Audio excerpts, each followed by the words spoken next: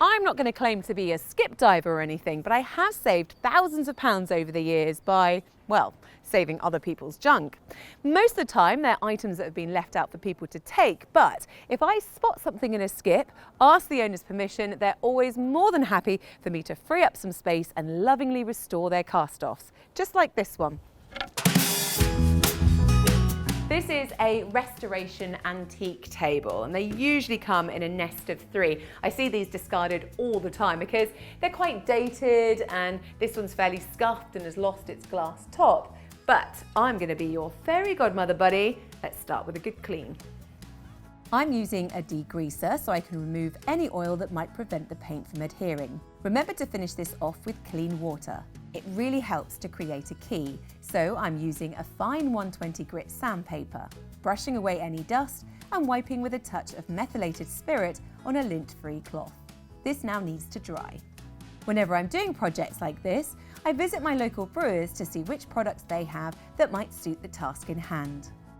I want to use this as a side table in a room I've just painted though, and I want a really matte finish. So I'm using the leftover Albany durable matte paint, but with Polyvine wax finish varnish to really protect it so I don't need to replace the glass.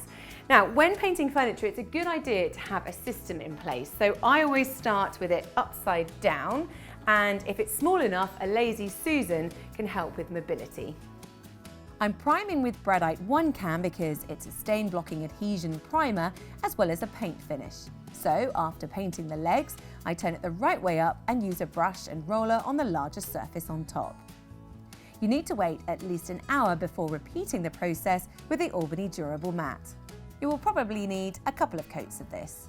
I wanted to give this item a unique boutique look, so I'm also stenciling with gold Bedeck multi-surface paint to put my stamp on it. You want to leave well alone for 2 days before finishing off with Polyvine wax finish varnish. Best to use the satin version for the first couple of coats and dead flat for the final coat to achieve that truly matte finish. Well, talk about trash to treasure. I love the fact I have the sense of satisfaction that I've saved this from landfill, but also that it's my own unique design. And now I have somewhere to put my celebratory drink. Just what I needed.